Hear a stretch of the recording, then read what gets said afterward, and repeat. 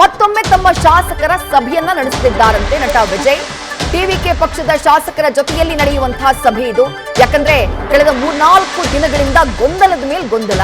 ಮಧ್ಯಾಹ್ನ 1:30ಕ್ಕೆ ಟಿವಿಕೆ ಪಕ್ಷದ ಮುಖ್ಯಸ್ಥ ವಿಜಯ್ ಸಭೆ ನಡೆಸುತ್ತಾರೆ ಅನ್ನುವಂತಹ ಮಾಹಿತಿ. ಮತ್ತೊಂದು ಕಡೆ ವಿಸಿಕೆ ನಾಯಕರು ಸಂಜೆ 4 ಗಂಟೆಗೆ ತಮ್ಮ ನಿರ್ಧಾರವನ್ನ ತಿಳಿಸ್ತೀವಿ ಅಂತ ಹೇಳಿದ್ದಾರೆ. ಈ ಹಿನ್ನೆಲೆಯಲ್ಲಿ ಮತ್ತೆ ಮಧ್ಯಾಹ್ನ ಸಭೆಯನ್ನ ಕರೆದಿದ್ದಾರೆ ವಿಜಯ್. ನೋಡಿ ಯಾವ ರೀತಿ ಟ್ವಿಸ್ಟ್ ಅಂಡ್ ಟರ್ನ್ಗಳು ಅಂತ ಹೇಳಿ. ಮೊನ್ನೆನೇ ಪ್ರಮಾಣ ವಚನ ಆಗ್ಬೇಕಾಗಿತ್ತು ವಿಜಯ್ ಅವರದ್ದು. ಆ ನೆಹರು ಸ್ಟೇಡಿಯಂನಲ್ಲಿ ಎಲ್ಲಾ ತಯಾರಿ ಶುರು ಮಾಡ್ಬಿಟ್ರು. ಆದ್ರೆ ಕೊನೆಗೆ ರಾಜ್ಯಪಾಲರು ಇಲ್ಲ ಬಹುಮತ ತಗೊಂಬನ್ನಿ ಅಂತ ಹೇಳ್ತಾ ಇದ್ದ ಹಾಗೆ ಏನ್ ಸಿದ್ಧತೆ ಆಗ್ತಾ ಇತ್ತು ಅದನ್ನ ಸ್ಟಾಪ್ ಮಾಡಿದ್ರು. ನಿನ್ನೆ ಸಂಜೆ ರಾಜ್ಯಪಾಲರ ಕಚೇರಿಗೆ ವಿಜಯ್ ಹೋಗ್ತಾ ಇದ್ದ ಹಾಗೆ ಇವತ್ತಂತೂ ಪಕ್ಕಾ ಅಂತ ಹೇಳಿ ಮತ್ತೆ ಸಿದ್ಧತೆ ಆರಂಭ ಆಗುತ್ತೆ ನೆಹರು ಸ್ಟೇಡಿಯಂನಲ್ಲಿ.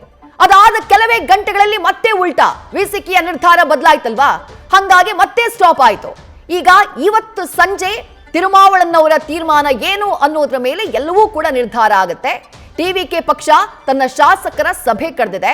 107 ಮಂದಿ ಶಾಸಕರು ಇನ್ಕ್ಲೂಡಿಂಗ್ ವಿಜಯ್ ಅವರ ಸಭೆ ಕರೆಯಲಾಗಿದೆ.